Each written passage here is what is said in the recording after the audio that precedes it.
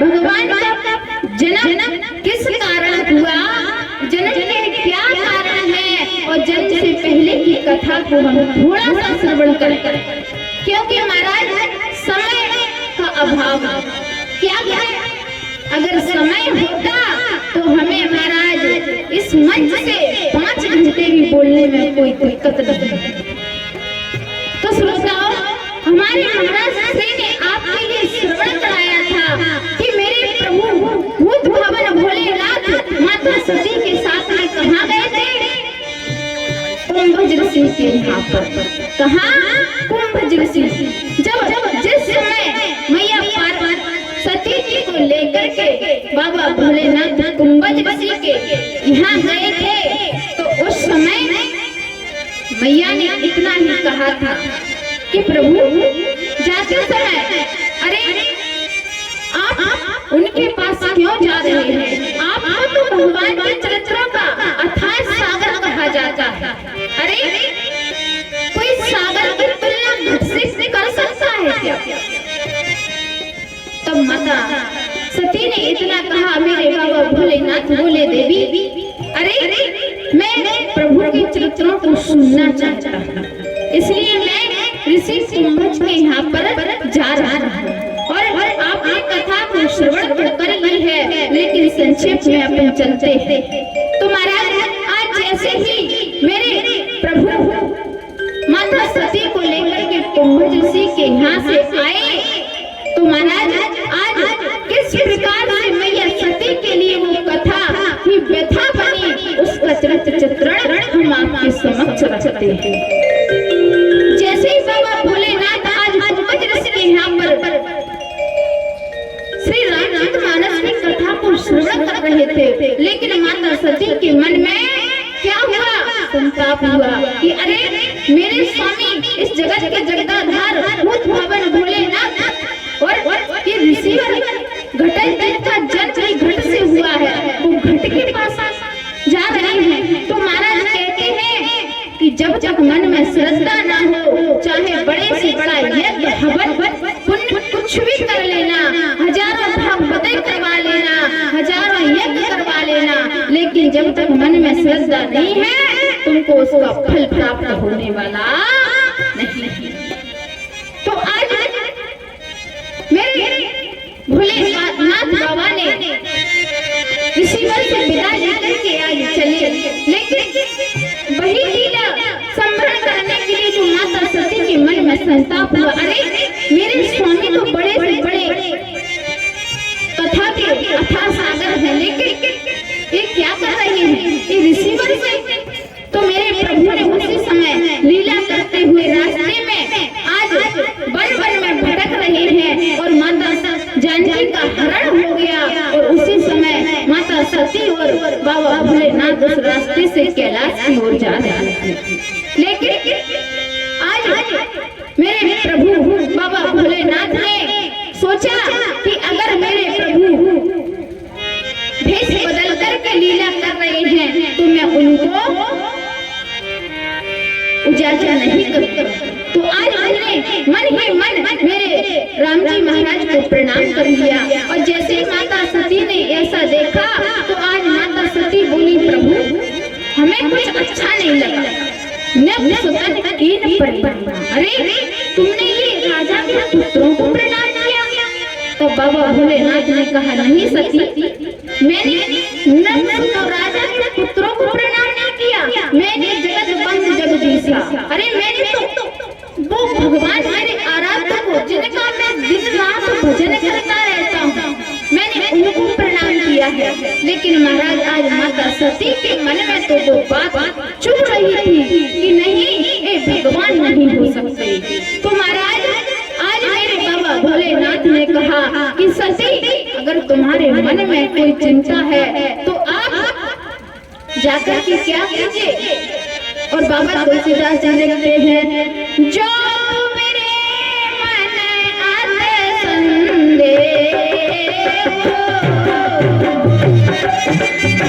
जो मेरे मन आती करते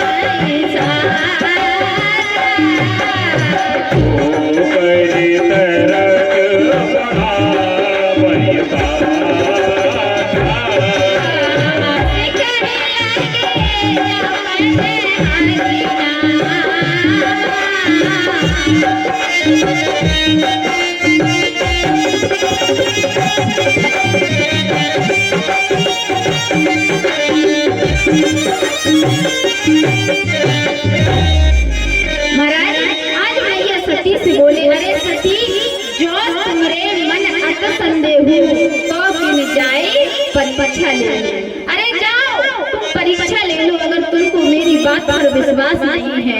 आज मेरे भगवान भोलेनाथ सोचने लगे कि हुई ही सोई जो राम रचित राधा। अरे मैं कुछ नहीं कर सकता, अरे जो भगवान ने लिख दिया है, विधि का विधान है, वो तो होना है। और मेरे भगवान भोलेनाथ वहीं पर बट के वृक्ष के नीचे लगे जपन हरि नाम। महाराज वो तो आज मेरे प्रभु का भजन करने लगे। और आज मेरी मैया सती जी जहाँ पर पहुंची, जहाँ पर राम लक्ष्मण वन वन में भटक रहे थे, मैया जानकी की खोज कर रहे थे। और जैसे ही आज मैया जानकी जी का भेष बना करके राम जी के समक्ष खड़ी हुई, सामने जाकर के जैसे ही खड़ी हुई, तो आज महाराज मेरे प्रभु ने तुरंत ही कहा, कहे कहो कहाँ बस के। अरे माँ, आप आज अकेली कैसे इस वन में फिर रही हैं? मेरे बाबा भोलेनाथ जो यानी बैल पर निवास करते हैं, सदा उनका वास रहता है, वो कहाँ है? और जैसे ही महाराज इतना मैया सती ने सुना, तो अब तो महाराज पैरों तले जमीन भी सर गई। और जैसे ही इतना सुना, अब तो मैया सती के मन में बड़ा संताप हुआ और कहते हैं कि जहाँ देखती हैं वहाँ पर उनके लिए राम लक्ष्मण सीता ही दिखाई देती हैं। और सोच रही है, अरे प्रभु ने तो मुझको पहचान लिया। और महाराज आज माता सती के लिए किस प्रकार से आगे पीछे दाएं बाएं राम लक्ष्मण और मैया जानकी दिखाई दे रही है। आगे रघुवर लक्ष्मण सीता, सज्जनों आगे रघुवर लक्ष्मण सीता, पीछे भी वही दिखाते हैं, वही दिखाते हैं,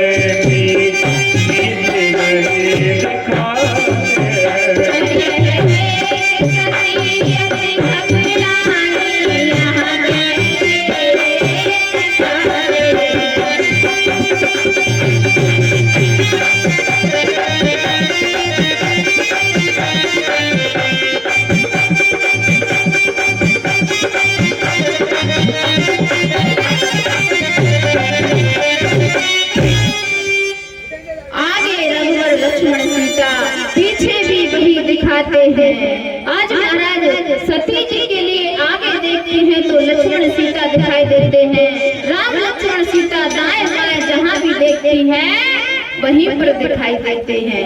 जिस प्रकार से आज मैया सती के लिए यहाँ पर भगवान राम लक्ष्मण सीता जी दिखाई दे रहे हैं, उसी प्रकार श्रीमद् भागवत में महाराज कहते हैं कि जिस समय राजा बलि को मेरे प्रभु ने 3 पग में सारा ब्रह्मांड तीनों लोगों को नाप लिया था, उस समय राजा बलि ने एक वरदान मांगा था कि प्रभु अगर आप मुझको कुछ देना चाहते हैं तो केवल आप मेरे द्वार के द्वारपाल बन जाइए।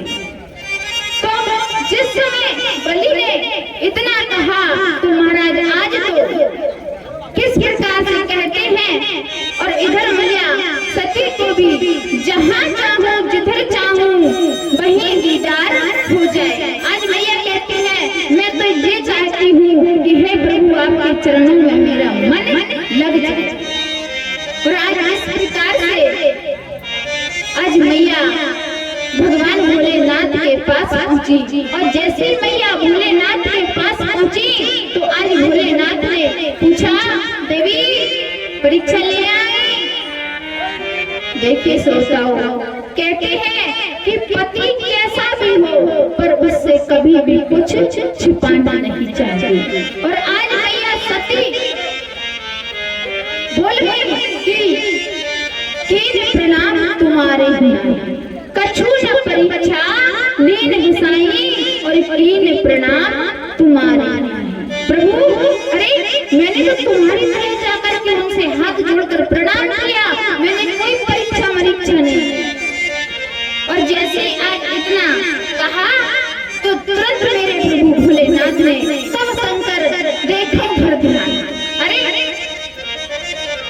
तुरंत बाबा भोलेनाथ ने, भगवान शंकर ने ध्यान लगाकर देखा कि सती जी ने क्या चरित्र किया है।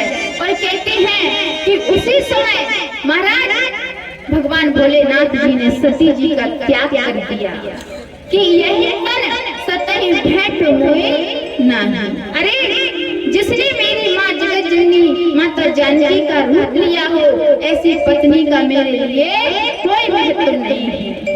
तो कहते हैं कि अगर भगवान से मिलने के लिए महाराज अगर किसी का त्याग करना पड़े तो बस कर देना चाहिए। क्योंकि किसने त्याग किया है महाराज?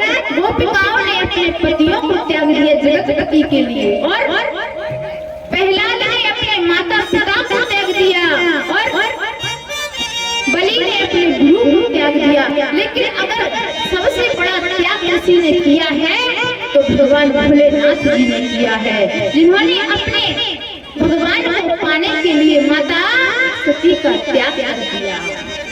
और अब तो महाराज जैसे आज माता सती का त्याग किया, अब माता सती समझ गई, लेकिन उनके मन में बड़ी बड़ी चिंता व्याप्ति है कि प्रभु ने मेरा त्याग कर दिया, अब मेरा क्या होगा।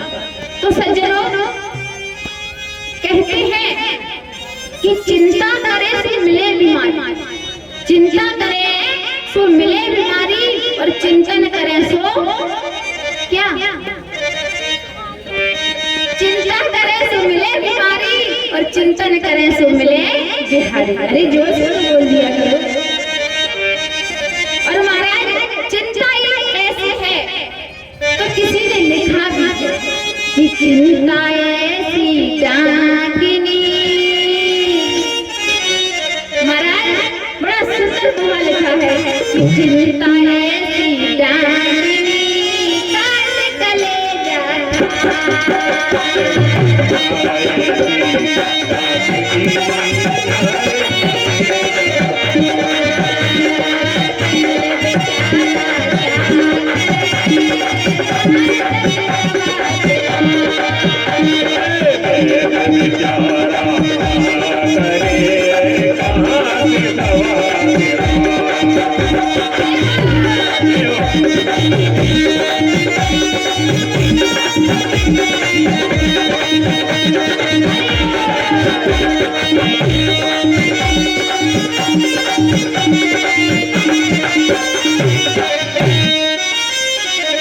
चिंता ऐसी डाकिनी काट कलेजा।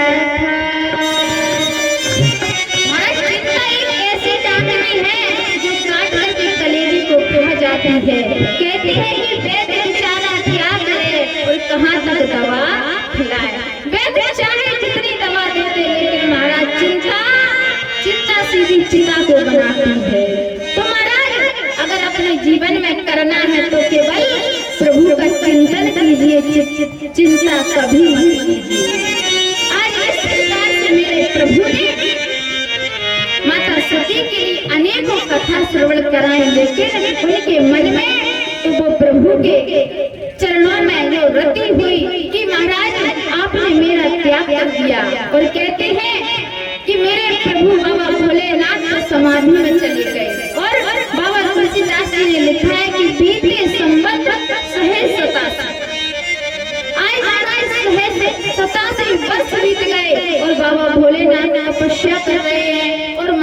सती उनकी सेवा कर रही हैं। अब महाराज कहते हैं एक समय की बात है कि एक सभा बुलाई गई। क्या? एक सभा बुलाई गई जिसमें सभी देवी देवताओं को निमंत्रण दिया गया और उस सभा में महाराज दक्ष को सभी नायकों का प्रजापति बनाया। जैसे आज दक्ष को प्रजापति बनाया तो कहते हैं कि वहां पर ब्रह्मा विष्णु महेश तीनों विराजमान थे। और जैसे दक्ष प्रजापति पहुंचे तो महाराज सभी ने उनको प्रणाम किया, लेकिन केवल बाबा भोलेनाथ ने उठ करके उनको प्रणाम नहीं किया। वो क्यों नहीं किया? क्योंकि हमारे यहाँ पर ऐसे मान्यता है सज्जनों कि हमेशा ससुर दामाद के पैर छूता है, दामाद का सम्मान करता है, लेकिन दामाद ससुर का। तो महाराज ये थी कि महाराज बाबा भोलेनाथ दक्ष प्रजापति के दामाद थे, लेकिन और जहाँ पर कहते हैं ना कि महाराज प्रधानमंत्री की सभा चल रही है और एक राष्ट्रपति आ जाए तो राष्ट्रपति का सम्मान नहीं है, क्योंकि पहले से ऑलरेडी एक बड़ा नेता विराजमान है। उसी प्रकार जगत के भगवान भूत भवन भोलेनाथ विराजमान थे तो सभा में दक्ष प्रजापति आया, लेकिन महाराज आज जैसे ही प्रणाम नहीं किया तो अब तो महाराज दक्ष प्रजापति अनाप शनाप करने लगा। अरे कहीं पर सिद्ध पुरुषों में पाखंडी को बैठने का धर्म है। किसी ने तुरंत बोल दिया, महाराज एक पाखंडी आप किसको बोल रहे हैं? तो उन्होंने कहा कि आपको ये दिखाई नहीं दे रहा, हमेशा मरघट में वास करता है, भूतों के बीच में रहता है और आपको पाखंडी दिखाई नहीं दे रहा। महाराज आज इस प्रकार से एक दूसरे को श्राप दिया और कथा आगे विस्तार करना है, समय मेरा हो रहा है। तो महाराज आज उसी बदले को लेने के लिए दक्ष प्रजापति ने वाजपेयी यज्ञ रखा जिसमें सभी देवी देवताओं को निमंत्रण दिया, लेकिन आज महाराज बाबा भोलेनाथ को कैलाश पर निमंत्रण पत्र नहीं भेजा। और जिस समय दक्ष प्रजापति बना तो महाराज अब तो कहते हैं कि पद का किसे अभिमान नहीं होता। और आज सभी जो देवी देवता थे वो कैलाश से होकर के निकल रहे हैं। तो आज माता सती बोली, स्वामी एक बात बताइए, हमारे कैलाश से होकर के ना तो कोई कुंभ है, ना हरिद्वार का कुंभ है, ना प्रयाग का कुंभ है, ये सारे देवी देवता जा कहाँ रहे हैं? तो महाराज भोले बाबा ने सारी कथा को सुनाया कि देवी इस प्रकार से तुम्हारे पिताजी से हमारा वैर हुआ है, इसलिए हमको निमंत्रण नहीं दिया, तुम्हारे पिता वाजपेयी यज्ञ कर रहे थे।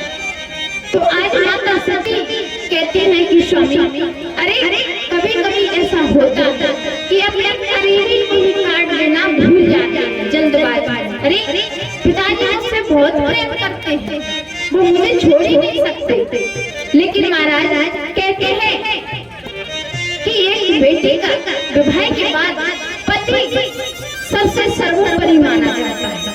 लेकिन आज माता सती कहती हैं कि स्वामी मैं उस यज्ञ में जाना चाहती हूँ। आज बाबा ने कहा कि नहीं देवी, जहाँ से निमंत्रण नहीं आया हो वहाँ पर नहीं जाना चाहिए। और कहाँ जाना चाहिए? कहते हैं कि आवत ही घर से नहीं, नैने नहीं सने, तुलसी कहाँ न जाइए, चाहे कंचन बरसे। अरे देवी वहाँ पर नहीं जाना चाहिए। तो किसी ने पूछ लिया महाराज वहाँ नहीं जाना चाहिए तो कहाँ जाना चाहिए? तो महाराज तुरंत लिख दिया कि आवत ही फूलो फिरे, महाराज आवत ही फूलो फिरे और जाते ही देवे रोए, और ऐसे के घर जाए तो भूखो रहिए। महाराज अगर किसी के आने का उत्साह हो और जैसे वो जाने की कहे हमारे नेत्रों से अश्रु बहने लगे। अरे प्रेम भाव बढ़ जाए कि आप नहीं जा सकते, आपको थोड़ा और रुकना चाहिए।